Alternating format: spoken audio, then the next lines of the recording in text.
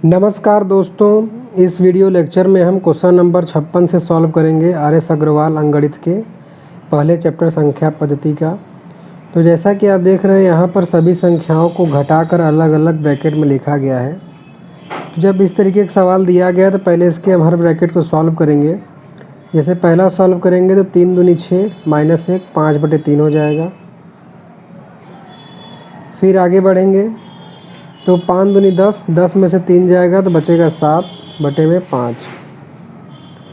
उसी तरीके से आगे 7 दूनी 14, 14 में से 5 जाएगा तो बचेगा 9 और बटे में 7। और ऐसे ही गुणा क्रम आगे बढ़ता जाएगा। जब इसको हम सॉल्व करेंगे तो देखिए 999 है, एक कम है 1000 में। तो अगर हम 1000 में 2 से गुणा करेंगे तो 2000 होगा, क्योंकि ये एक कम है तो एक एक दो बार कम होकर 1998 हो जाएगा।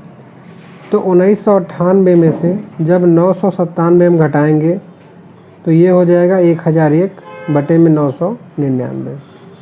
तो इस तरीके से हमने सॉल्व करके इसको इस रूप में लिख लिया। अब हम देखते हैं कि इसमें कैसे कट रहा है। तो हम देख रहे हैं पहले का अंश बाद के हर से कट रहा है, पहले का अंश बाद के हर से कट रहा है। तो इस तरीके से कटता जाएगा और ये यहाँ पर आकर कट जाएगा। तो लास्ट में हमने देखा बचा है क्या 1000 और शुरू में बचा है हर में 3।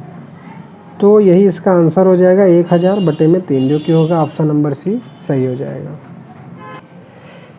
अब हम आते हैं 57 नंबर क्वेश्चन में, जिसमें कि दिया गया है कि किसी प्राकृत संख्या n के लिए 1/1.2, मतलब ये डॉट नहीं दिया है, ये सभी संख्या आपस में गुणे में है। मतलब कि ये है 1/1 गुणे 2 प्लस 1/2 गुणे 3 प्लस 1/3 गुणे 4 प्लस ऐसे आगे बढ़ते बढ़ते ये हो जाएगा 1/n गुणे में n+1। तो जैसा कि इसके पहले की वीडियो अगर आप लोगों ने मेरी देखी हुई है तो वहाँ मैंने आपको बताया कि कैसे इसको हम अलग करके लिख सकते हैं इस तरीके से कि जब अंश समान हो और हर एक मतलब क्रमागत संख्या हो तो ये हो जाएगा 1 माइनस 1/2, 1/2 माइनस 1/3 प्लस में। उसी तरीके से आगे शुरू का बटा वाला प्लस 1/3 माइनस 1/4 प्लस ऐसे करते करते यहाँ पर आ जाएगा प्लस 1/n और माइनस 1/n+1। तो हम देख क्या रहे हैं यहाँ पे ये माइनस है प्लस है, माइनस है प्लस है, तो ये माइनस है फिर प्लस होगा।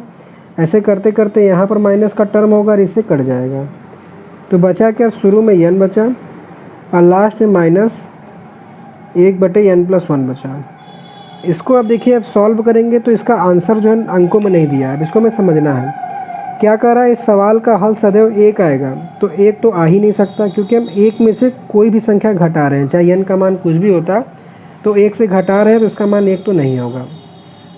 दूसरा ऑप्शन जैसा कि दिया है सदैव 1 से बड़ा होगा, तो जब हम 1 से घटा रहे हैं तो इसका मान सदैव 1 से बड़ा नहीं हो सकता, ठीक है, क्योंकि हम उसमें से घटा रहे हैं।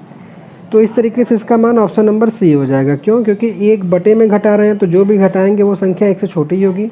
तो घटाने पर इस तरीके का सवाल का आंसर सदैव 1 से छोटा ही होगा।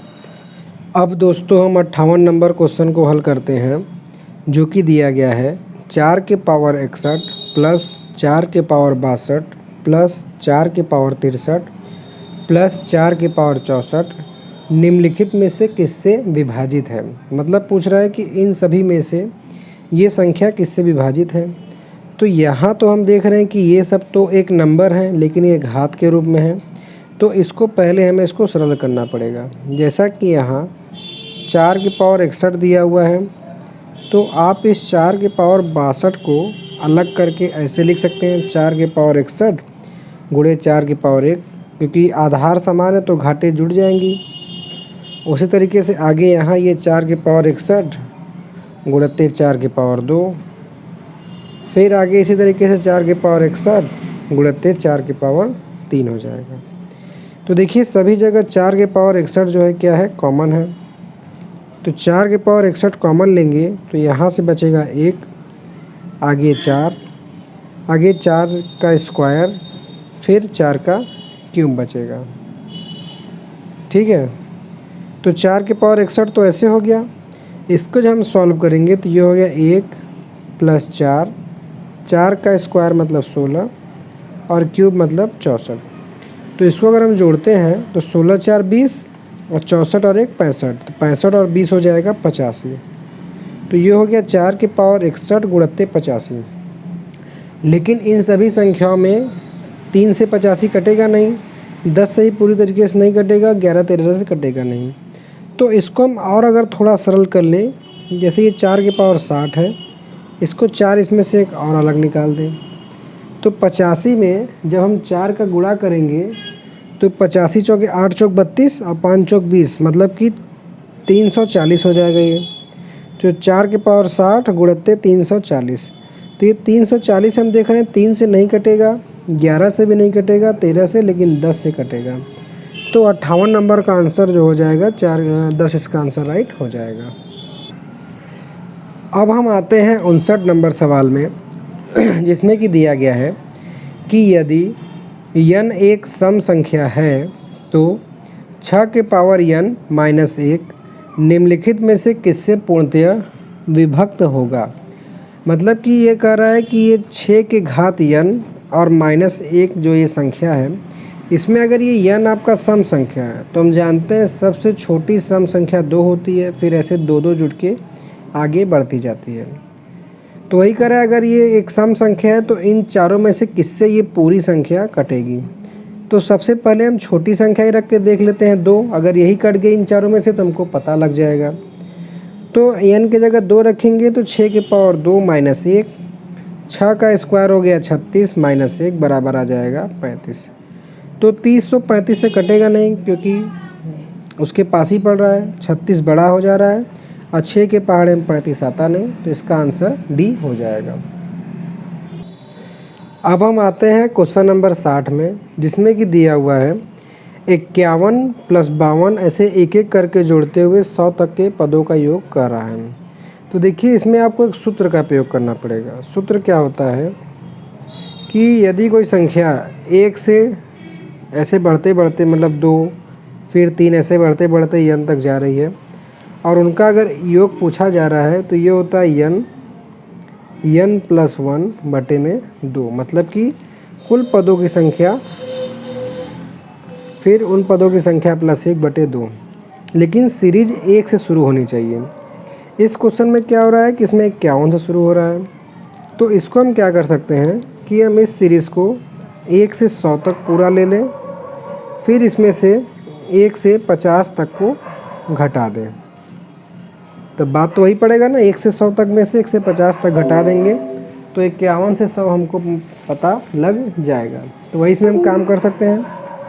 तो देखिए यहाँ 100 है तो n की जगह 100 हो जाएगा और 100 प्लस 1 मतलब कि 101 बटे में 2, फिर माइनस यहाँ 50 है तो n की जगह 50 हो जाएगा, तो 50 प्लस 1 51 बटे में 2। अब देखिए 2 से 100 को काटेंगे तो यहाँ 50 हो गया और 2 से 50 को काटेंगे तो 25 हो गया। तो ये हो गया 50 गुणे 101 माइनस 25 गुणे 51। ठीक है, तो इनको हम गुणा कर लेते हैं। देखिए अगर हम केवल 5 से गुणा करेंगे तो ये हो गया 505 और 0 इसके आगे ऐसे बढ़ जाएगा। सवाल को थोड़ा जल्दी करने के लिए 25 को करते हैं, कर सकते हैं, लेकिन अगर कठिन लगे तो आप लिख के ही कर लीजिए 51 से 25 में। तो 5 एकम 5, 5 25 और 2 से करेंगे तो 102, तो ये हो गया 1275। तो 5050 में से हम 1275 को घटा देंगे तो 10 में से 5 गया, बचा 5, फिर ये एक हासिल दिया तो 14 हो गया, 14 में से 7 गया तो बचा 7। ठीक है, फिर ये 9 में से 2 जाएगा तो कितना बचेगा, ये 9 में से 2 जाएगा तो कितना बचेगा, 7 बचेगा, और 4 में से 1 गया तो बचा 3, मतलब कि 3775। इस क्वेश्चन का राइट आंसर हो जाएगा 3775। ऑप्शन नंबर ये डी थोड़ा करेक्शन कर लीजिएगा, पुरानी वाले बुक में गलत दिया है, नई वाले में ऑप्शन नंबर डी 3775 है, इसको आप करेक्ट कर लीजिएगा। ठीक है, तो इस तरीके से आज हम लोगों ने क्वेश्चन नंबर 60 तक देखा है। आशा करता हूँ बताया गया सभी सवाल आपको समझ में आया होगा।